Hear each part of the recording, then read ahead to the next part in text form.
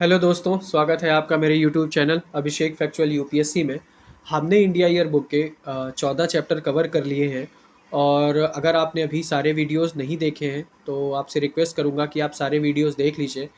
आपको प्रीलिम्स में बहुत ज़्यादा फ़ायदा देखने को मिलेगा। और अगर आपको ट्रस्ट नहीं हो पा रहा है तो आप मेरा पहला वीडियो जाके ज़रूर देखें, जिसमें मैंने बताया है कि कैसे यूपीएससी 2023 में के प्रीलिम्स में यूपीएससी ने लगभग 13 क्वेश्चन लाइन बाय लाइन पूछे हैं इंडिया ईयर बुक से।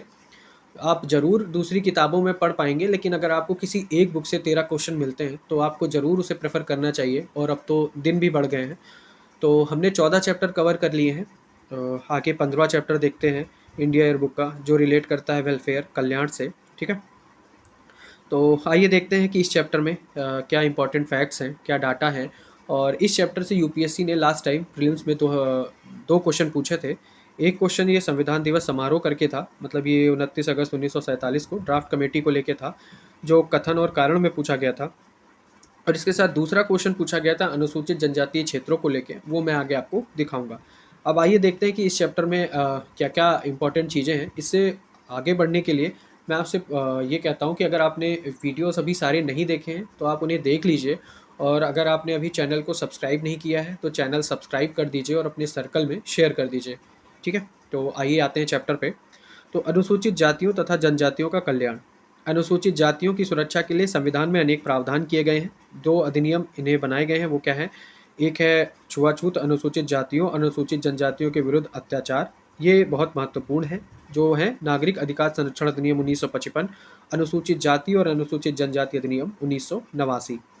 पहला क्या है? नागरिक अधिकारों का संरक्षण। तो भारतीय संविधान के अनुच्छेद 17 का पालन, जो उसके लिए ये अधिनियम बनाया गया था। अनुच्छेद 17 क्या कहता है? अस्पृश्यता का अंत करना। ठीक है, फिर आगे है अनुसूचित जाति और अनुसूचित जनजाति अधिनियम। ये 1989 में बनाया गया था, 1990 से लागू हुआ। जो एससी और एसटी हैं, उनके खिलाफ अगर कोई बाहरी समुदाय के व्यक्ति द्वारा अपराध करता है तो उन अपराधों के लिए उसको दंड देना या उन अपराधों के लिए रोकना जो है, वो इसका उद्देश्य था। अब इसमें 2015 में संशोधन हुआ और 2018 में संशोधन हुआ। तो क्या हो रहा था कि पहले इनके मतलब जो भी उसमें प्रावधान थे, उससे इनकी एससी और एसटी के खिलाफ जो हो रही थी चीज़ें, वो रुक नहीं रही थी, इसलिए इसमें संशोधन किया गया। तो उस संशोधन के बाद क्या आया वो हम देख लेते हैं। तो 2018 में जो संशोधन हुआ उसमें ये चीज़ें ऐड हुई कि किसी भी व्यक्ति के खिलाफ पहली सूचना रिपोर्ट यानी एफआईआर, तो किसी भी व्यक्ति के खिलाफ एफआईआर के पंजीकरण के लिए प्रारंभिक जांच की आवश्यकता नहीं होगी। ठीक है, दूसरा है जांच अधिकारी को गिरफ्तारी के लिए अनुमोदन की आवश्यकता नहीं होगी। यदि आवश्यक हुआ तो ऐसे किसी भी व्यक्ति जिसके खिलाफ इस अधिनियम के तहत अपराध करने का आरोप लगाया गया है, इस अधिनियम या संहिता के तहत प्रदान की गई प्रक्रिया के अलावा कोई अन्य प्रक्रिया लागू नहीं होगी। तो ये उसमें संशोधन किया गया।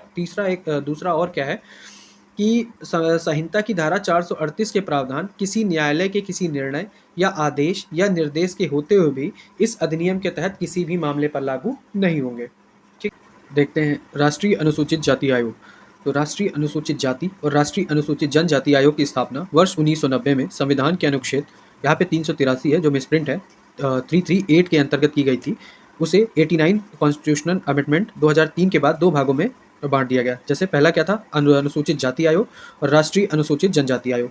अब इसमें नीचे दिए गए हैं कार्य, वो हम अपनी लक्ष्मीकांत से पढ़ सकते हैं। अब आगे देख लेते हैं। ठीक है, आगे इसमें क्या क्या उनके लिए छात्रवृत्तियाँ दी गई हैं, क्या रखते हैं, तो वो सारी चीज़ें हमारे लिए इतनी इंपॉर्टेंट नहीं है। तो आगे देख लेते हैं। अब ये देखिए, ये क्वेश्चन जो मैं बता रहा था अनुसूचित क्षेत्र और जनजातीय क्षेत्र, इस पर यूपीएससी ने लास्ट टाइम क्वेश्चन पूछा था, जिसको मैंने अपने पहले वीडियो में कवर कर रखा है। और सेम यहाँ से सारी लाइनें यहीं से उठाई गई थी, मात्र 4 लाइनों को पकड़ के पूरा क्वेश्चन बना दिया गया था। तो अब देख लेते हैं अनुसूचित इलाकों को क्या लाभ मिलता है। ठीक है, ये बहुत इंपॉर्टेंट है, तो इसको देख लेते हैं। तो पहला है, कोई भी ऐसा राज्य जिसके पास अनुसूचित इलाके हैं उसके राज्यपाल को यह अधिकार है कि वह निम्नलिखित के संबंध में नियम बनाए। किसको अधिकार है? राज्यपाल को। पहला है कि जनजातीय लोगों से भूमि के हस्तांतरण पर रोक अथवा प्रतिबंध, अनुसूचित जनजातियों के सदस्यों को धन उधार देने के व्यवसाय को नियंत्रित करना। ऐसा कोई नियम बनाने में राज्यपाल संसद अथवा राज्य विधानमंडल के किसी भी ऐसे कानून को रद्द कर सकता है। फिर एक उसमें या संशोधन कर सकता है जो उस क्षेत्र के संबंध में लागू होता है। ठीक है, फिर राज्यपाल सार्वजनिक अधिसूचना के जरिए निर्देश दे सकता है कि संसद अथवा राज्य विधानमंडल का कोई विशेष कानून अनुसूचित इलाकों अथवा राज्य में किसी अन्य हिस्से पर लागू नहीं किया जाएगा अथवा ऐसे इलाकों में लागू हो जो इसके अपवाद हो और जिनमें तब्दीली की जा सके, जिसकी वह विस्तृत जानकारी दें। फिर जिस राज्य के पास अनुसूचित इलाके हैं वहाँ के राज्यपाल हर वर्ष भारत के राष्ट्रपति की जरूरत के मुताबिक उस राज्य के अनुसूचित इलाकों के प्रशासन के संबंध में राष्ट्रपति को रिपोर्ट देंगे और केंद्र की कार्यकारी शक्तियां राज्य को और उस इलाके के प्रशासन को निर्देश देने के लिए बढ़ाई जा सकती हैं। ठीक है, राज्यपाल क्या करेगा कि राष्ट्रपति को रिपोर्ट देगा। फिर देखिए जनजातीय सलाहकार परिषद और स्वायत्त जिला परिषद, स्वायत्त शासी जिला परिषद, इस पर भी यूपीएससी ने क्वेश्चन पूछा है।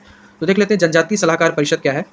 यह उन राज्यों में स्थापित की जा सकती है जिसके पास अनुसूचित इलाके हैं। ठीक है, अब टीएसी की भूमिका राज्य में अनुसूचित जनजातियों के कल्याण और उनकी तरक्की से जुड़े मामलों में राज्य सरकार को सलाह देना है, जैसा कि उसे राज्यपाल ने निर्दिष्ट किया है। टीएसी में 20 से अधिक सदस्य नहीं होंगे, मतलब कितने मेंबर होने चाहिए 20, जिनमें से करीब 3/4 अनुसूचित जनजाति के विधायकों में से होंगे। ठीक है, फिर टीएसी क्या है, भारत के राष्ट्रपति के निर्देश पर किसी भी ऐसे राज्य में स्थापित की जा सकती है जहां अनुसूचित जनजातियां हैं लेकिन अनुसूचित इलाकों में नहीं आते। ठीक है, ये पॉइंट अच्छा है। फिर आगे देख लेते हैं पंचायतों के प्रावधान अधिनियम, मतलब पेसा 1996 वाला जो एक्ट है वो संविधान के भाग 9 में इलाकों तक बढ़ा दिए गए हैं। साथ ही इसमें अनुसूचित जनजातियों के लाभ के लिए विशेष प्रावधान शामिल है। फिर आगे देख लेते हैं संविधान के अनुच्छेद 244 के अंतर्गत छठी अनुसूची असम, मेघालय, त्रिपुरा और मिजोरम में जनजातीय इलाकों में स्वायत्तशासी जिलों की पहचान करती है। अगर पूछा जाएगा तो जनजातीय सलाहकार परिषद तो ये 5वीं अनुसूची का है और स्वायत्तशासी जिलों की पहचान या स्वायत्तशासी जो जिले हैं वो 6ठी अनुसूची में आते हैं। ठीक है, फिर जिला और क्षेत्रीय परिषद को क्या अधिकार दिए गए हैं वो इसमें दिए गए हैं। प्राइमरी स्कूल, डिस्पेंसरी, बाजार, मवेशियों के तालाब, नौकाएं, मत्स्य पालन, सड़क परिवहन और जल मार्गों की स्थापना, निर्माण अथवा प्रबंधन जैसे मामलों के संबंध में राज्यपाल की मंजूरी से नियम। फिर साथ ही परिषद को कुछ मुकदमों और अपराधों का मुकदमा चलाने के लिए दीवानी कार्यविधि कोड और फौजदारी कार्यविधि के अंतर्गत भी अधिकार दिए गए हैं, मतलब उन्हें दीवानी और फौजदारी के मामले भी सुलटाने का अधिकार है। ठीक है, फिर राजस्व प्राधिकरण की शक्तियां हैं और प्राकृतिक संसाधनों के नियंत्रण और प्रबंधन के लिए भी अन्य अधिकार प्राप्त है। ये सारी चीज़ें, मतलब एक तो उन्हें दीवानी और फौजदारी वाली शक्तियां प्राप्त हैं, साथ में उनको कर जो राजस्व कर एकत्र करने की भी शक्तियां मिली हुई हैं। फिर अनुसूचित जनजाति घोषणा हेतु प्रक्रिया क्या होती है, तो अनुच्छेद 366 के सब पार्ट जो 25 है उसके अंतर्गत भारत के संविधान में अनुसूचित जनजाति को ऐसी जनजाति अथवा जनजातीय समूह अथवा ऐसी जनजाति के भीतर के समूह के हिस्से अथवा जनजातीय समुदाय के रूप में परिभाषित किया गया है, जैसा कि संविधान के उद्देश्यों के लिए अनुसूचित जनजातियों को अनुच्छेद 342 के अंतर्गत माना गया है। मतलब अनुच्छेद 342 में मानदंड दिए गए हैं। उसमें क्या है, अनुच्छेद 342 अनुसूचित जनजातियों के विशिष्ट मामलों में अपनाई जाने वाली प्रक्रिया का निर्धारण करता है। 342 कहता है कि किसी भी राज्य अथवा केंद्र शासित प्रदेश और जहां वह राज्य है के मामले में राष्ट्रपति राज्यपाल के साथ विचार विमर्श करने के बाद जनजातीय अथवा जनजातीय समुदायों अथवा उसके कुछ हिस्से को अनुसूचित जनजातियों के रूप में अधिसूचित कर सकते हैं। कौन कर सकता है, राष्ट्रपति कर सकता है और राज्यपाल के साथ विचार विमर्श करके। फिर यह जनजातीय समूह अथवा उसके एक हिस्से को संवैधानिक दर्जा देता है, जिससे संविधान में इन समुदायों को इनके संबद्ध राज्यों केंद्र शासित प्रदेशों में सुरक्षा प्रदान की गई है। फिर अनुच्छेद 342(1) के मामले में केवल ऐसे समुदाय जिन्हें एक आरंभिक सार्वजनिक अधिसूचना के जरिए राष्ट्रपति द्वारा घोषित किया गया है उन्हें अनुसूचित जनजाति माना जाएगा। ठीक है, फिर संसद अनुसूचित जनजाति किसी भी जनजाति अथवा जनजातीय समुदाय अथवा इसके किसी भाग को कानून द्वारा सूची में शामिल कर सकती है अथवा निकाल सकती है। मतलब संसद जो है वो इसका राइट है मतलब जोड़ने का और निकालने का। ठीक है, फिर अनुसूचित जनजातियों की सूची राज्य विशेष के अधिकार में है। दूसरे शब्दों में क्या है कि यह जरूरी नहीं है कि एक राज्य में अनुसूचित जनजाति के रूप में घोषित समुदाय को दूसरे राज्य में भी अनुसूचित जनजाति माना जाए। ये इंपॉर्टेंट फैक्ट है, ध्यान रखिएगा। फिर आगे देख लेते हैं जनजातियों को अनुसूचित श्रेणी में शामिल करना और हटाना। तो ये किसका विचार विमर्श, राष्ट्रपति के अधिसूचित आदेश द्वारा ये सारा काम होता है। अब अनुसूचित जनजाति के रूप में किसी समुदाय को विनिर्दिष्ट करने के लिए आमतौर से अपनाए जाने वाले मानदंड क्या है, ये है प्रारंभिक लक्षणों के संकेत, विशेष संस्कृति, समुदाय के साथ संपर्क बनाने में संकोच और भौगोलिक रूप से अलग थलग यानी पिछड़ापन। इनकी जानकारी संविधान, जो मानदंड है उनकी जानकारी संविधान में नहीं दी गई है। हालांकि ये मानदंड जो है वो भली भांति स्थापित हो चुके हैं, मतलब व्यवहार में आ गए इसलिए ये स्थापित हो चुके हैं। ठीक है, फिर आगे देख लेते हैं अनुसूचित जनजाति के दर्जे का निर्धारण। तो जहाँ भी कोई व्यक्ति जन्म से ही अनुसूचित जाति से ताल्लुक रखने का दावा करता है, इसकी पुष्टि होनी चाहिए कि वह व्यक्ति उसके माता पिता उस समुदाय से संबंध रखते हो जिसका उसने दावा किया है। साथ ही अनुसूचित जातियों को निर्दिष्ट करने वाले राष्ट्रपति के आदेश में शामिल किया गया हो। ठीक है, फिर उस राज्य और राज्य के भीतर किसी इलाके से संबंध रखता है जिससे समुदाय को अनुसूचित किया गया है। वह किसी भी धर्म का हो सकता है। ठीक है, उसे या उसके माता पिता दादा दादी को इस संबंध में राष्ट्रपति के आदेश की अधिसूचना की तारीख को राज्य केंद्र शासित प्रदेश के स्थायी निवासी होना चाहिए। फिर आगे क्या दिया है कि उसे भी अनुसूचित जनजाति जो बाहर गया हुआ है, स्थायी निवास नहीं है, ये सारी चीज़ें इसमें दी हैं। फिर आगे देख लेते हैं कि यह लक्षद्वीप की अनुसूचित जातियों पर जनजातियों पर लागू नहीं होता, जिनके लिए यह जरूरी है कि अनुसूचित जनजाति का दर्जा प्राप्त करने की पात्रता हासिल करने के लिए उन्होंने केंद्र शासित प्रदेश में ही जन्म लिया। मतलब लक्षद्वीप वालों को जो लक्षद्वीप के अंदर है उनमें ही दिया जा सकता है, ठीक है, उनकी ही पात्रता मानी जाएगी। फिर निर्देशक सिद्धांत यह है कि ऐसे किसी भी व्यक्ति को अनुसूचित जनजाति का सदस्य नहीं माना जाएगा जो जन्म से अनुसूचित जनजाति का नहीं है, लेकिन उसने अनुसूचित जनजाति के व्यक्ति से विवाह किया है। इसी प्रकार जो व्यक्ति अनुसूचित जनजाति का सदस्य है वह अनुसूचित जनजाति का सदस्य बना रहेगा, चाहे उसने किसी ऐसे व्यक्ति से विवाह किया हो जो अनुसूचित जनजाति से ताल्लुक नहीं रखता है। ठीक है, ये कुछ चीज़ें हैं जो इंपॉर्टेंट है हमारे लिए। फिर आगे देख लेते हैं राष्ट्रीय अनुसूचित जनजाति आयोग। तो एनसीएएसटी की स्थापना संविधान 89 कॉन्स्टिट्यूशनल अमेंडमेंट 2003 के जरिए संविधान के अनुच्छेद 338 में संशोधन करके एक नया अनुच्छेद बना, आर्टिकल 338A, ठीक है, जो 19 फरवरी 2004 को की गई। ठीक है, फिर आयोग के अध्यक्ष और उपाध्यक्ष को क्रमशः केंद्रीय कैबिनेट मंत्री और राज्य मंत्री का दर्जा दिया गया, जबकि आयोग के सदस्यों को भारत सरकार में सचिव का दर्जा दिया गया। अब ये करता क्या है? आयोग को किसी भी मामले की जांच करते समय अथवा अनुसूचित जातियों की सुरक्षा और उन्हें अधिकारों से वंचित करने से संबंधित किसी शिकायत की जांच करने के लिए मुकदमे की सुनवाई कर रहे एक सिविल कोर्ट की सभी शक्तियां प्राप्त हैं। मतलब इन्हें सिविल कोर्ट की शक्तियां प्राप्त होती हैं इस आयोग को। फिर आगे देख लेते हैं, आगे आ जाते हैं tribal cooperative marketing development federation, जिसको ट्राइफेड बोलते हैं। तो बहुराज्यीय सहकारी समिति अधिनियम 1984 के तहत राष्ट्रीय स्तर के शीर्षस्थ संगठन के रूप में 1987 में tribal cooperative marketing development federation of India limited TRIFED की स्थापना की गई। ट्राइफेड अब जनजातीय उत्पादों के लिए बाजार का विकास करने और सदस्य फेडरेशनों को सेवा प्रदान करने वाली इकाई के रूप में कार्य कर रहा है। ठीक है, फिर क्या है? प्रधानमंत्री जनजातीय विकास मिशन। तो प्रधानमंत्री जनजातीय विकास मिशन नामक योजना जो आगामी 5 वर्षों में आजीविका समर्थित प्रेरित आदिवासी विकास हेतु लक्षित है, ये लागू की गई है। वंदन समूह इस योजना को संचालित करेंगे, जिन्हें वंदन केंद्रों में संगठित किया गया है। ट्राइफेड इसको लागू करने वाली एक केंद्रीय एजेंसी होगी। यह योजना संग्रह, प्राथमिक प्रसंस्करण, भंडारण, पैकिंग, परिवहन, ढुलाई आदि में उनके प्रयासों हेतु उचित मानदेय सुनिश्चित करने के लिए एक न्यायसंगत प्रणाली स्थापित करने का प्रयास करती है। ठीक है, फिर अनुसूचित जनजातियों के वन अधिकार, इस पर भी यूपीएससी ने क्वेश्चन पूछा है। तो अनुसूचित जनजातियों और अन्य परंपरागत वनवासियों वन अधिकारों को मान्यता के लिए अधिनियम 2006 वनों में रहने वाली उन अनुसूचित जनजातियों और अन्य परंपरागत वनवासियों की वन भूमि को मान्यता, वन अधिकार और वन भूमि पर कब्जे का अधिकार प्रदान करता है, जिनकी पीढ़ियां सदियों से इन वनों में रह रही थी। ठीक है, ये सारी चीज़ें हैं, बाकी इसको लक्ष्मीकांत में अब ज़्यादा डिटेल से पढ़ पाएंगे। फिर एक योजना है वन बंधु कल्याण योजना। तो केंद्र सरकार ने परिणाम आधारित योजनाओं पर ध्यान केंद्रित करने के साथ जनजातीय आबादी के संपूर्ण विकास के लिए उपलब्ध संसाधनों को परिवर्तित करने के लिए वन बंधु कल्याण योजना शुरू की। इसका उद्देश्य क्या है? जनजातीय लोगों के समग्र विकास के लिए आवश्यकता अनुरूप और परिणाम आधारित माहौल तैयार करना है। फिर आगे कुछ योजनाएं दी हैं जो ज़्यादा डिटेल में जाने की जरूरत नहीं है। फिर आगे देख लेते हैं, एकलव्य मॉडल आवासीय विद्यालय। तो EMRS की योजना 1997-98 में दूरस्थ आदिवासी क्षेत्रों में अनुसूचित जनजाति के विद्यार्थियों को गुणवत्तापूर्ण उच्च प्राथमिक, माध्यमिक और उच्चतर माध्यमिक स्तर की शिक्षा प्रदान करने के लिए शुरू की गई थी। प्रारंभ में एक विशेष क्षेत्र कार्यक्रम भारत के संविधान के अनुच्छेद 275(1) के तहत अनुदान के तहत वित्त पोषित इस योजना को 2019-20 में कोविड लॉकडाउन के कारण एक अलग योजना के रूप में निर्मित और लागू किया गया। ठीक है, फिर आगे देख लेते हैं प्रधानमंत्री आदि आदर्श ग्राम योजना की। तो इसमें क्या है कि विकास के मानकों से बहुत पीछे छूट गए दूरदराज और पिछड़े गांवों पर ध्यान केंद्रित करने के उद्देश्य से इन आदिवासी गांवों के विकास में तेजी लाने के लिए प्रधानमंत्री आदि आदर्श ग्राम योजना शुरू की गई थी। इस योजना के अंतर्गत जनजातीय गांवों में 41 मंत्रालयों के विभिन्न कार्यक्रमों के कार्यान्वयन पर बल दिया गया है। इनका चौमुखी विकास हो पाए और इन गाँवों को आदर्श ग्राम बनाया जा सके। फिर आ जाता है जनजातीय गौरव दिवस। तो 2021 में भारत सरकार ने आदिवासी स्वतंत्रता सेनानियों को सम्मानित करने, स्वतंत्रता संग्राम एवं सांस्कृतिक विरासत में उनके योगदान को स्मरण करने और उसी को रिलेट करते हुए 15 नवंबर को जनजातीय गौरव दिवस के रूप में घोषित किया। और ये जो है ये इसलिए क्योंकि इस दिन प्रतिष्ठित आदिवासी नेता जो है बिरसा मुंडा की जयंती है। ठीक है, उस उपलक्ष्य में 15 नवंबर को जनजातीय गौरव दिवस मनाया जाता है। फिर देख लेते हैं 1000 स्प्रिंग्स पहल।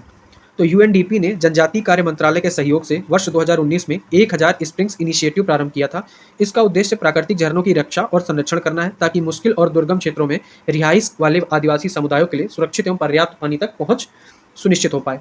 यह सब मनरेगा और वाटर सेट विकास सहित विभिन्न सरकारी योजनाओं के समायोजन के माध्यम से सामुदायिक भागीदारी द्वारा किया जा रहा है। फिर PM विश्वकर्मा योजना। पारंपरिक कारीगरों और शिल्पकारों के लिए PM विश्वकर्मा योजना विश्वकर्मा जयंती के अवसर पर शुरू की गई थी। यह योजना 18 पहचाने गए पारंपरिक व्यवसायों में लगे भारतीय कारीगरों को लाभ पहुंचाने के लिए बनाई गई थी। योजना के तहत पात्र लाभार्थियों को बायोमेट्रिक आधारित पीएम विश्वकर्मा पोर्टल का उपयोग करके सामान्य सेवा केंद्रों के माध्यम से निःशुल्क पंजीकृत किया जाएगा। साथ ही बुनियादी और उन्नत प्रशिक्षण और 15,000 रुपए के टूल किट प्रोत्साहन सहित कौशल उन्नयन के साथ 1 लाख तक कोलेटरल मुक्त क्रेडिट सहायता और 2 लाख तक डिजिटल लेनदेन और विपणन सहायता के प्रोत्साहन के अलावा 5% की रियायती ब्याज दर पर उपलब्ध कराया जाएगा। ठीक है, 5 ये है। और इसका जो नोडल मिनिस्ट्री होगी वो होगी एमएसएमई। ठीक है, सूक्ष्म और लघु और मध्यम उद्यम मंत्रालय इस योजना का नोडल मंत्रालय है। फिर आगे देख लेते हैं अन्य पिछड़ा वर्गों का कल्याण। दूसरे पिछड़ा वर्ग आयोग मतलब मंडल आयोग नाम से मशहूर का गठन अनुच्छेद 340 के अंतर्गत किया गया था। इस आयोग ने 1980 में अपनी रिपोर्ट सौंपी। इस रिपोर्ट के आलोक में भारत सरकार ने सामाजिक और आर्थिक दृष्टि से पिछड़े वर्गों के लिए केंद्र सरकार के 27 पदों में 27% आरक्षण का प्रावधान किया। ठीक है, उनसे रिलेटेड जो और सारी स्कीम है उन पे हमें ज़्यादा ध्यान नहीं देना है, तो फिर आगे बढ़ते जाते हैं। फिर आगे देखते हैं क्या इंपॉर्टेंट है। तो आगे हाँ, ये एक डेटा है दिव्यांगजन से रिलेटेड। ठीक है, तो ये हम अपने मेंस के जो क्वेश्चन है उसके इंट्रो में यूज़ कर सकते हैं कि वर्ष 2011 की जनगणना के अनुसार देश में 2.68 करोड़ लोग जो हैं वो दिव्यांग हैं। कुल आबादी का 2.21%। दिव्यांगजनों की कुल आबादी में से करीब 1.50 करोड़ पुरुष और 1.18 करोड़ महिलाएं हैं। इनमें नेत्रहीनता, बहरापन, स्पीच और लोकोमोटर दिव्यांगता, मानसिक बीमारी, मंदबुद्धि, बहुदिव्यांगता और अन्य दिव्यांगता वाले व्यक्ति शामिल हैं। फिर संवैधानिक प्रावधान क्या है? तो संविधान का भाग 3 सभी नागरिकों को 6 मौलिक अधिकार प्रदान करता है, जो हमें पता है, और कुछ मामलों में गैर नागरिकों को भी देता है। ठीक है, अब उसमें खाली ऐसे देख लेते हैं तो कौन कौन से मौलिक अधिकार शामिल हैं। एक है समानता का अधिकार, फिर स्वतंत्रता का अधिकार, उत्पीड़न के खिलाफ अधिकार, धार्मिक आज़ादी का अधिकार, सांस्कृतिक और शैक्षणिक अधिकार तथा संवैधानिक उपायों का अधिकार। हालांकि ऐसे जो ये सभी अधिकार दिव्यांगजनों के लिए भी उपलब्ध हैं। हालांकि ऐसे व्यक्तियों का संविधान के इस हिस्से में कोई विशेष उल्लेख नहीं है। फिर संविधान के भाग 4 में राज्य के नीति निदेशक सिद्धांतों को शामिल किया गया है। ये गैर न्यायिक होने के बावजूद देश के शासन में मौलिक सिद्धांत घोषित किया गया है। फिर आगे देखते हैं तो दिव्यांगजन सशक्तिकरण विभाग ने दिव्यांगजनों के लिए एक राष्ट्रव्यापी अभियान कौन सा शुरू किया है? सुगम्य भारत। ठीक है, इस अभियान में सार्वभौमिक पहुंच प्राप्त करने के लिए 3 अलग अलग कार्यक्षेत्र लक्षित किए गए हैं, जिनमें माहौल बनाना, परिवहन पर्यावरण प्रणाली और सूचना तथा संचार पर्यावरण प्रणाली शामिल है। ये सारी चीजें हैं। फिर दिव्यांगजन अधिकार अधिनियम 2016। तो दिव्यांगजन अधिकार अधिनियम 2016 को तत्कालीन दिव्यांगजन अधिनियम 1995 की जगह अधिनियमित किया गया। ठीक है, इसमें क्या दिया था? इसमें दिव्यांगजन का अर्थ दिया है। ठीक है, तो दिव्यांगजन का अर्थ क्या दिया है कि लंबे समय तक शारीरिक, मानसिक, बौद्धिक या संवेदी दुर्बलता वाला व्यक्ति जिसके कारण उसे दूसरों के साथ समान रूप से समाज में अपनी पूर्ण और प्रभावी भागीदारी करने में बाधा आती है। ये परिभाषा दिव्यांगजन की इस अधिनियम में दी गई। फिर नया अधिकार अधिनियम जो है वो अधिकार आधारित है, जबकि पहले का अधिनियम कल्याण आधारित था। इन अधिकारों और पात्रता में समानता, गैर भेदभाव, सामुदायिक जीवन, क्रूर तथा अमानवीय व्यवहार के खिलाफ सुरक्षा, न्याय तक पहुंच, कानूनी क्षमता, परिवार और समुदाय में रहने का अधिकार, प्रजनन अधिकार आदि शामिल है। दिव्यांगता के प्रकार पूर्ववर्ती 7 से बढ़ाकर 21 कर दिए गए। फिर भारतीय कृत्रिम अंग विनिर्माण निगम जो एलिम्को है वो क्या करती है? सस्ती कीमत पर गुणवत्तापूर्ण सहायक उपकरणों का निर्माण करती है। जो कृत्रिम अंग है उनको जो है अफोर्डेबल प्राइस पे बनाती है। ठीक है, फिर आगे देख लेते हैं सुगम्य भारत अभियान। तो हम आगे पढ़ चुके हैं, उसमें ज़्यादा कुछ डिटेल में दिया नहीं है। वो बाकी उनके लिए क्या मतलब फेलोशिप वगैरह है वो सारी दी है। अब मानसिक स्वास्थ्य अधिनियम। तो दिव्यांगजन अधिनियम 1995 के अंतर्गत ही मानसिक बीमारी को एक प्रकार की दिव्यांगता के रूप में मान्यता दी गई है। मानसिक रूप से बीमार व्यक्ति का इलाज और देखभाल मानसिक स्वास्थ्य अधिनियम 1987 से संचालित है। यह अधिनियम स्वास्थ्य और परिवार कल्याण मंत्रालय ने लागू किया है। ठीक है, ये सारी चीज़ें हो गई। अब आगे देख लेते हैं राष्ट्रीय वृद्धजन नीति। वर्तमान राष्ट्रीय वृद्धजन नीति की घोषणा जनवरी 1999 में की गई थी। इसका मुख्य उद्देश्य बुजुर्गों के कल्याण के लिए प्रतिबद्धता सुनिश्चित करना था। इस नीति का उद्देश्य वित्तीय और खाद्य सुरक्षा, स्वास्थ्य देखभाल, आश्रय व्यवस्था, अन्य जरूरी आवश्यकताएं, विकास में न्याय संगत भागीदारी, उत्पीड़न और शोषण के खिलाफ संरक्षण तथा उनके जीवन स्तर की गुणवत्ता में सुधार के लिए सेवाओं की उपलब्धता हेतु सरकारी सहायता प्रदान करना था। इसके प्रमुख उद्देश्य क्या है कि व्यक्ति को खुद की और अपने जीवन साथी की वृद्धावस्था की तैयारी के लिए प्रोत्साहित करना, अपने बुजुर्ग सदस्यों की देखभाल के लिए प्रोत्साहित करना, स्वयंसेवी गैर सरकारी संगठनों को सक्षम बनाना, बुजुर्गों को पर्याप्त स्वास्थ्य देखभाल सुविधा प्रदान करना, वृद्धों को सेवा और संरक्षण देने वाले लोगों के लिए अनुसंधान तथा प्रशिक्षण सुविधाओं को बढ़ावा देना। ये इसके उद्देश्य थे। फिर एक ये है क्वेश्चन की स्वापक औषधि और मना प्रभावी पदार्थ। तो इसमें स्वापक औषधि और मना प्रभावी पदार्थ अधिनियम 1985 अन्य बातों के अलावा मादक पदार्थों के अत्यधिक इस्तेमाल को रोकने के लिए बनाया गया है। अब इसमें क्या है, वित्त मंत्रालय द्वारा सामाजिक न्याय और अधिकारिता मंत्रालय सहित सभी साझेदारों के साथ विचार विमर्श करके ये नीति लाई गई, जिसका उद्देश्य है मादक और मना प्रभावी पदार्थों के प्रति भारत की नीति की व्याख्या करना, सरकार के विभिन्न मंत्रालयों और संगठनों तथा राज्य सरकारों और अंतर्राष्ट्रीय संगठनों एनजीओ आदि के लिए गाइड के रूप में कार्य करना, समग्र रूप से मादक पदार्थों से निपटने में भारत की प्रतिबद्धता को दोहराना। ये जानकारी के लिए ठीक है। फिर कुछ स्कीम्स हैं वो देख लेते हैं। आजीविका और उद्यम के लिए वंचित व्यक्तियों के लिए सहायता। तो मंत्रालय ने आजीविका और उद्यम के लिए वंचित व्यक्तियों के लिए एक व्यापक योजना समर्थन मुस्कान तैयार की, जिसमें 2 उपयोजनाएं शामिल हैं। ट्रांसजेंडर व्यक्तियों के कल्याण और व्यापक पुनर्वास के लिए केंद्रीय क्षेत्र की योजना, और भीख मांगने में लगे व्यक्तियों के व्यापक पुनर्वास के लिए केंद्रीय क्षेत्र की योजना।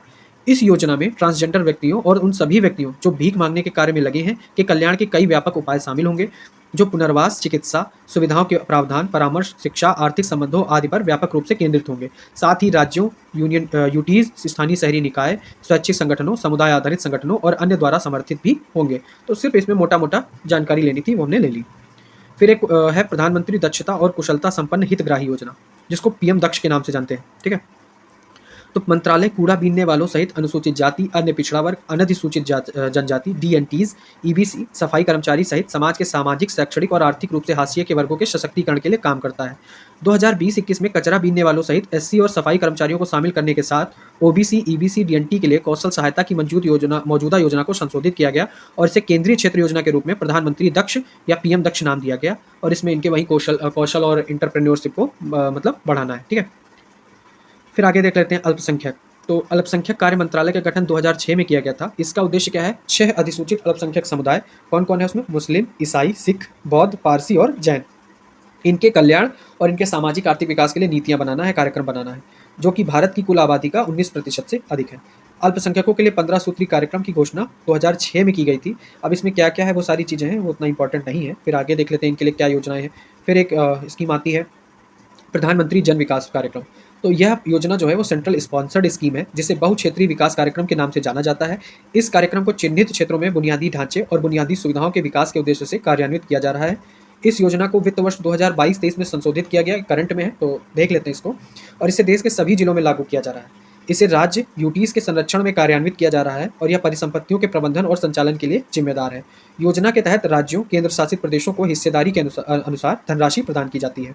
फिर योजना के तहत विशेष रूप से शिक्षा, स्वास्थ्य, कौशल विकास और महिला केंद्रित प्राथमिकता वाले क्षेत्रों में सामुदायिक संपत्ति से संबंधित स्वीकृत परियोजनाएं हैं। अब प्रधानमंत्री विरासत का संवर्धन। तो प्रधानमंत्री विरासत का संवर्धन, जिसे पीएम विकास कहा जाता है, एक व्यापक योजना है जिसमें अल्पसंख्यक कार्य मंत्रालय की 5 मौजूदा योजनाएं, इट मीन्स इसको अम्ब्रेला योजना मान सकते हैं। ठीक है। सीखो और कमाओ, उस्ताद, हमारी धरोहर, नई रोशनी और नई मंजिल जैसी योजनाएं शामिल की गई हैं। इस योजना का उद्देश्य कौशल विकास और प्रशिक्षण, महिला नेतृत्व और उद्यमिता को बढ़ावा देना और साथ ही मुक्त विद्यालयी शिक्षा के माध्यम से शिक्षा सहायता प्रदान करके लोगों को लाभान्वित करना है। यह योजना अभी शुरू नहीं की गई है। अब देखते हैं राष्ट्रीय अल्पसंख्यक आयोग के बारे में। तो ये आयोग जो है 1978 में स्थापित अल्पसंख्यक आयोग, राष्ट्रीय अल्पसंख्यक आयोग अधिनियम 1992 लागू होने के बाद संवैधानिक निकाय बन गया और इसका नाम राष्ट्रीय अल्पसंख्यक आयोग कर दिया गया। पहले संवैधानिक राष्ट्रीय आयोग की स्थापना 1933 में की गई थी। ठीक है। इसमें जो है सदस्य संख्या कितनी है? 7 है। और इसके तहत अधिनियम की धारा 3 और सब जो है उसका 2 के तहत प्रावधान है कि अध्यक्ष सहित 5 सदस्य जो हैं वो अल्पसंख्यक समुदाय से होंगे। फिर राज्य अल्पसंख्यक आयोग, तो 18 राज्य सरकार और केंद्र शासित प्रशासनों में ये सारी चीज़ें दी हैं, लेकिन अल्पसंख्यकों के लिए जो है वो वैधानिक आयोग है। वहाँ जो राज्यों में है वो संवैधानिक आयोग नहीं है। फिर आगे देख लेते हैं। आगे दिया हुआ है भाषाई अल्पसंख्यकों के लिए आयुक्त। यूपीएससी ने इस पर भी क्वेश्चन पूछा है। तो भाषाई अल्पसंख्यकों के लिए आयुक्त का कार्यालय संविधान के अनुच्छेद 350 के प्रावधान के मुताबिक 1957 में लाया गया, जो राज्य पुनर्गठन आयोग की सिफारिशों के फलस्वरूप संविधान अधिनियम 1956 के कारण अस्तित्व में आया। अनुच्छेद 350 में व्यवस्था है कि आयुक्त जो है वो भारत में भाषाई अल्पसंख्यकों को संविधान के अंतर्गत प्रदान किए गए सभी मामलों की जांच कर सकेगा और इसकी जो जानकारी है वो राष्ट्रपति को देगा, तब राष्ट्रपति निर्देश देंगे। ठीक है। फिर भाषाई अल्पसंख्यकों के लिए संवैधानिक संरक्षण क्या है? तो संविधान का अनुच्छेद 19 और अनुच्छेद 30 अल्पसंख्यकों के हितों की रक्षा करता है और उनकी अलग भाषा, लिपि और संस्कृति की रक्षा करने और उनकी पसंद के शैक्षणिक संस्थान स्थापना एवं प्रबंधन के उनके अधिकार को मान्यता देता है। अनुच्छेद 347 किसी राज्य अथवा किसी हिस्से की बहुत अधिक आबादी द्वारा बोली जाने वाली किसी भाषा को आधिकारिक मान्यता के लिए राष्ट्रपति के निर्देश का प्रावधान करता है। फिर अनुच्छेद 350 केंद्र राज्य में इस्तेमाल होने वाली किसी भी भाषा, केंद्र अथवा राज्य के किसी प्राधिकार की शिकायतों के निपटारे के लिए अभिवेदन देने का अधिकार प्रदान करता है। अभिवेदन मतलब जो प्रत्यावेदन कह सकते हैं जिसको। फिर अनुच्छेद 350 में भाषाई अल्पसंख्यक समूहों से ताल्लुक रखने वाले बच्चों को प्रारंभिक शिक्षा मातृभाषा में देने की व्यवस्था है, जबकि अनुच्छेद 350 में क्या है? भाषाई अल्पसंख्यक आयुक्त के रूप में नियुक्त विशेष अधिकारी प्रदान करता है। ठीक है, जो सभी मामलों की जांच करेगा। फिर आगे देख लेते हैं। कार्यस्थल पर महिलाओं का यौन उत्पीड़न। तो कार्यस्थल पर महिलाओं का यौन उत्पीड़न निवारण, प्रतिषेध और प्रतितोष अधिनियम 2013 महिलाओं के लिए सुरक्षित कार्यस्थान सुनिश्चित करने और एक सक्षम वातावरण बनाने के लिए अधिनियमित किया गया था, जो महिलाओं की स्थिति और अवसर की समानता के अधिकार का सम्मान करता है। यह अधिनियम सभी महिलाओं को कवर करता है, चाहे उनकी उम्र या रोजगार की स्थिति कुछ भी हो, और उन्हें सभी कार्यस्थलों पर, चाहे संगठित हो या असंगठित क्षेत्र, यौन उत्पीड़न से बचाता है। छात्र, प्रशिक्षु, मजदूर, घरेलू कामगार, यहाँ तक कि कार्यालय या कार्यस्थल पर जाने वाली महिलाएं भी इस अधिनियम में शामिल है। ठीक है, फिर आगे देख लेते हैं। अब इसमें घरेलू हिंसा, दहेज, खाली छोटी-छोटी चीज़ें लिखी हैं। फिर महिलाओं का अशोभनीय चित्रण, तो ये जानकारी ले लेते हैं क्योंकि फेसबुक पे थोड़ा हाईलाइट था वो रश्मिका मंदाना वाला जो भी था, और उसके अलावा और भी थोड़ी चीज़ें आई हैं, तो ये देख लेते हैं। स्त्री अशिष्ट रूपण अधिनियम 1996 विज्ञापनों, प्रकाशनों, लेखों, चित्रों, आकृतियों या किसी अन्य तरीकों से महिलाओं के अश्लील चित्रण पर रोक लगाने के विशिष्ट उद्देश्य से अधिनियमित किया गया था। अधिनियम के अनुसार महिलाओं का अशोभनीय चित्रण का अर्थ किसी महिला की छवि का किसी भी तरीके से चित्रण, उसका रूप या शरीर या उसका कोई भी हिस्सा इस तरह से कि उसका प्रभाव महिलाओं के प्रति अशोभनीय या सार्वजनिक नैतिकता या नैतिकता को अपमानित करने, भ्रष्ट करने या घायल करने की संभावना हो। यह महिलाओं के अभद्र चित्रण वाली किसी भी किताब, पैम्फलेट और ऐसी अन्य सामग्री की बिक्री, वितरण, प्रसार पर भी प्रतिबंध लगाता है। ठीक है, ये सारी चीज़ें इसमें दी हैं। फिर महिलाओं की योजनाएं, तो मंत्रालय ने 2021-22 और 2022 से 2025-26 तक 15वें वित्त आयोग की अवधि जो है उसी के दौरान एक महिलाओं की संरक्षा, सुरक्षा और सशक्तिकरण के लिए अम्ब्रेला स्कीम के रूप में एक मिशन शक्ति तैयार किया है। इसका उद्देश्य संस्थागत और अभिसरण तंत्र के माध्यम से मिशन मोड में हस्तक्षेप को मजबूत बनाना है। मिशन शक्ति का उद्देश्य मंत्रालयों, विभागों और शासन के विभिन्न स्तरों में अभिसरण, पंचायती राज संस्थानों और अन्य स्थानीय स्वशासन निकायों की अधिक भागीदारी, सहयोग तथा जन सहभागिता के माध्यम से राष्ट्र निर्माण में समान भागीदार बनाकर जीवन चक्र निरंतरता में महिलाओं को प्रभावित करने वाले मुद्दों का समाधान करके महिला प्रेरित विकास के प्रति सरकार के दृष्टिकोण को साकार करते हुए सेवा वितरण की अंतिम लाभार्थी की ट्रैकिंग के लिए डिजिटल बुनियादी ढांचे को मजबूत करना है। मतलब कुल मिला के ये महिलाओं के कल्याण से संबंधित चीज़ें हैं, उन्हें डिजिटल बुनियादी ढांचा बनाएगा जिसमें उनको मतलब अवेयरनेस मिलेगी, ये सारी चीज़ें हैं। तो और जो सेवा वितरण है वो आसान हो जाएगा। फिर मिशन शक्ति की संबल और सामर्थ्य दो उप योजनाएं हैं, जहाँ संबल महिलाओं की संरक्षा और सुरक्षा के लिए है, वही सामर्थ्य जो है वो उप योजना महिलाओं के सशक्तिकरण के लिए है। अब संबल महिलाओं की संरक्षा और सुरक्षा के लिए क्या है, ऑप्शन क्या है, सुरक्षा और सुरक्षा के लिए क्या मतलब प्रावधान है, क्या घटक है, तो उसमें एक है वन स्टॉप सेंटर है, फिर महिला हेल्पलाइन 181 है, फिर बेटी बचाओ बेटी पढ़ाओ, नारी अदालत करके उसका घटक है, फिर है सामर्थ्य महिलाओं के सशक्तिकरण के लिए जो दूसरी योजना है, उसमें है शक्ति सदन। तो तस्करी और अभाव की शिकार महिलाओं के लिए शक्ति सदन एकीकृत राहत और पुनर्वास गृह है। इसका उद्देश्य संकटपूर्ण परिस्थितियों में महिलाओं के लिए एक सुरक्षित और सक्षम वातावरण बनाना है ताकि वे कठिन परिस्थितियों से उभरने और जीवन में नई शुरुआत करने में सक्षम हो सके। शक्ति सदन के निवासियों को और क्या क्या मिलेगा, उनको आश्रय, भोजन, कपड़ा, परामर्श, प्राथमिक स्वास्थ्य सुविधाएं और अन्य दैनिक आवश्यकताएं प्रदान की जाती हैं। इन घरों की सुविधाओं का लाभ महिलाओं के साथ आने वाले बच्चों को भी मिल सकता है। शक्ति सदन में किसी भी उम्र तक की अविवाहित लड़कियां और 12 साल तक के लड़के अपनी मां के साथ रह सकते हैं। और ठीक है, यह एक केंद्र प्रायोजित योजना है जिसमें केंद्र और राज्य सरकारों को और विधायिका वाले यूटीज के बीच 40:40 का फंडिंग अनुपात है। ठीक है, और जहाँ वो है वहाँ पे 90 और 10 का है। फिर सखी निवास करके है, पालना घर भी इसी का घटक है। फिर प्रधानमंत्री मातृ वंदना योजना, तो प्रधानमंत्री मातृ वंदना योजना गर्भावस्था और प्रसव के कारण मजदूरी के नुकसान की भरपाई करती है और स्वास्थ्य संबंधी व्यवहार को बढ़ावा देती है। पहले योजना में केवल एक बच्चे को कवर किया जाता था, अब दूसरे बच्चे के लिए भी लाभ दिया जाएगा यदि शिशु क्या हो, कन्या हो। पहले बच्चे में तो लाभ मिलेगा, लेकिन दूसरे बच्चे में लाभ तभी मिलेगा जब वो जो दूसरा बच्चा है वो कन्या हो। योजना के तहत समाज के सामाजिक और आर्थिक रूप से वंचित वर्ग की महिलाओं को 2 किस्तों में कम से कम 5,000 रुपए का मातृत्व लाभ प्रदान किया जाएगा। यह लाभ महिला को पहले 2 जीवित बच्चों के लिए उपलब्ध है, बशर्ते कि दूसरा बच्चा कन्या हो। फिर अन्य पहल जो है वो है मोबाइल फोन पर पैनिक बटन, महिला पुलिस स्वयंसेवी। ये क्वेश्चन लिखने में हमें बता देगा कि सरकार ने क्या प्रयास किए हैं महिला सशक्तिकरण की दिशा में। फिर एसिड हमले को दिव्यांगता में शामिल करना, मृत्यु प्रमाण पत्र पर विधवा स्त्री का नाम अनिवार्य कर दिया गया है, मातृत्व अवकाश की अवधि में विस्तार किया गया है, महिला ई हार्ट, निर्भया कोष। ठीक है, फिर बाल विकास, तो सक्षम आंगनबाड़ी और पोषण 2.0, तो भारत सरकार ने सक्षम आंगनबाड़ी और पोषण 2.0 को मंजूरी दी है, जो मिशन मोड में स्वास्थ्य कल्याण और कुपोषण से प्रतिरक्षा का पोषण करने वाली प्रथाओं को विकसित करने के लिए कार्यनीतिक बदलाव है। सक्षम आंगनबाड़ी और पोषण 2.0 के तहत घटकों को 3 प्राथमिक कार्य क्षेत्रों में बांटा गया। कौन कौन सा है? पहला है किशोर लड़कियों के पोषण के लिए पोषण सहायता, दूसरा प्रारंभिक बचपन की देखभाल और शिक्षा, तीसरा है आधुनिक उन्नत सक्षम आंगनबाड़ी सहित आंगनबाड़ी अवसंरचना। इस योजना के तहत लाभार्थी क्या है? 6 महीने से 6 वर्ष की आयु के बच्चे, गर्भवती महिलाएं और स्तनपान कराने वाली माताएं आती हैं। इसका उद्देश्य क्या है? तो आंगनबाड़ी सेवाएं राज्यों केंद्र शासित प्रदेशों द्वारा कार्यान्वित एक केंद्र प्रायोजित योजना है जिसके निम्नलिखित उद्देश्य हैं: 6 महीने से लेकर 6 वर्ष के आयु वर्ग के बच्चों के पोषण और स्वास्थ्य की स्थिति में सुधार करना। बाकी सारी चीजें हैं वही पोषण देना, शिक्षा देना। ठीक है, फिर आंगनबाड़ी सेवा योजना के तहत 6 सेवाओं का पैकेज प्रदान किया जाता है। वो सेवाएं क्या है? पूरक पोषण, पूर्व स्कूल अनौपचारिक शिक्षा, पोषण और स्वास्थ्य शिक्षा, टीकाकरण, स्वास्थ्य जांच और रेफरल सेवाएं। ठीक है, ये सारी चीजें उसमें इंक्लूड हैं। फिर आगे देख लेते हैं। आगे है बाल अधिकारों पर संयुक्त राष्ट्र कन्वेंशन। तो भारत ने 1992 में बाल अधिकारों पर संयुक्त राष्ट्र कन्वेंशन को स्वीकार किया। कन्वेंशन के अनुच्छेद 44 के अनुसार भारत को कन्वेंशन के तहत अपनी प्रतिबद्धता को प्रभावी करने के लिए सरकार द्वारा किए गए उपायों पर समय समय पर रिपोर्ट प्रस्तुत करने की आवश्यकता है।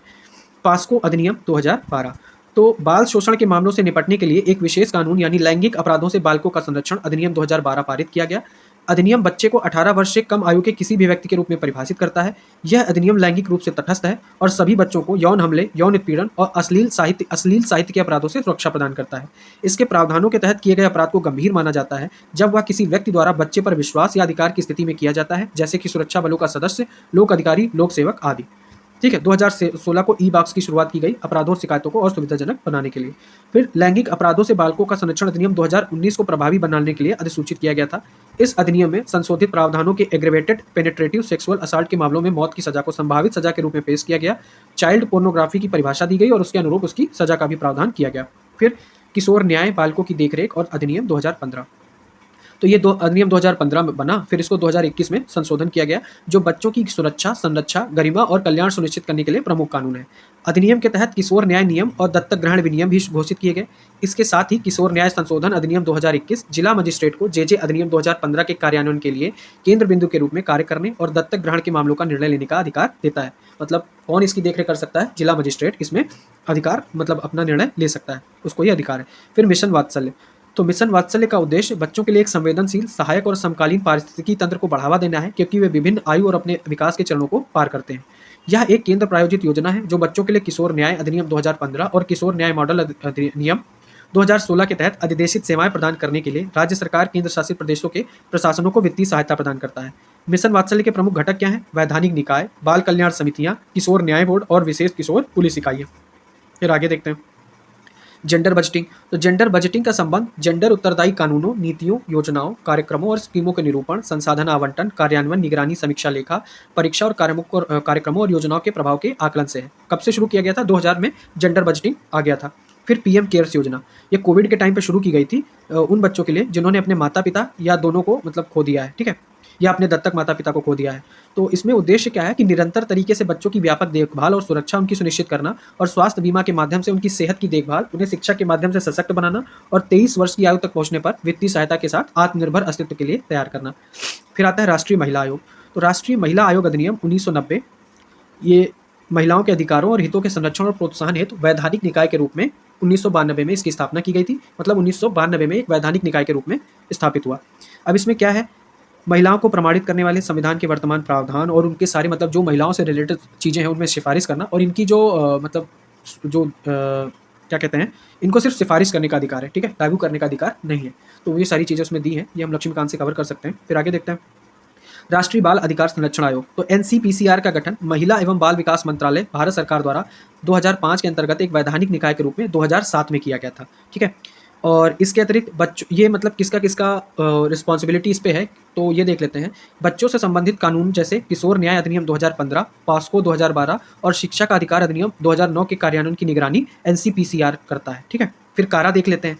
कारा जो है केंद्रीय दत्तक ग्रहण संसाधन प्राधिकरण, पूर्व में एक स्वायत्त अभिकरण था और अब क्या है, ये एक सांविधिक निकाय बन गया है। यह प्राधिकरण महिला एवं बाल विकास मंत्रालय के तत्वाधान के अंतर्गत भारतीय बच्चों के दत्तक ग्रहण को बढ़ावा देने और उन्हें विनियमित करने के लिए राष्ट्रीय स्तर पर एक नोडल निकाय के रूप में कार्य करता है।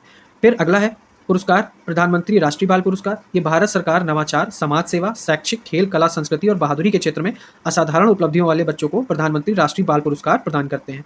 फिर नारी शक्ति पुरस्कार, तो 8 मार्च को जो महिला दिवस होता है उस पर ये दिए जाते हैं और नारी शक्ति पुरस्कार उन व्यक्तियों और संस्थानों को दिए जाते हैं जिन्होंने महिला सशक्तिकरण के लिए विशिष्ट सेवाएं प्रदान की हों। बाकी कुछ खास है नहीं। और पेंशन तो नौकरी के बाद जब लग जाएगी तो सारी चीज़ें पता ही हो जाएंगी, तो पेंशन हमें नहीं देखना है। आगे देख लेते हैं। एक पीएम डिवाइन करके एक योजना शुरू हुई थी तो उत्तर भारत के विकास के लिए, तो एक नई योजना प्रधानमंत्री उत्तर पूर्वी क्षेत्र विकास पहल पीएम डिवाइन की घोषणा 2022-23 के केंद्रीय बजट में की गई। राज्यों की जरूरतों के आधार पर आधारभूत सुविधाओं और सामाजिक विकास परियोजनाओं के वित्त पोषण के माध्यम से क्षेत्र का तीव्र और समग्र विकास सुनिश्चित करना इसका लक्ष्य है। इसका क्या है, पीएम गतिशक्ति की भावना से बुनियादी ढांचे को केंद्रित तौर पर धन प्रदान करना, सामाजिक विकास का समर्थन करने के लिए उत्तर पूर्व की जरूरतों पर आधारित परियोजनाओं का समर्थन करना, युवाओं और महिलाओं को आजीविका संबंधी गतिविधियों में सक्षम बनाना और विभिन्न क्षेत्रों में विकास की कमी को दूर करना, ये इसका लक्ष्य था। तो इस चैप्टर में फिलहाल तो इतना ही है। आगे कल हम कृषि चैप्टर देखेंगे, जो कि बहुत इंपॉर्टेंट चैप्टर है। तो आप हमारे चैनल से जुड़े रहिए और इसे ज़्यादा से ज़्यादा शेयर कीजिए। धन्यवाद।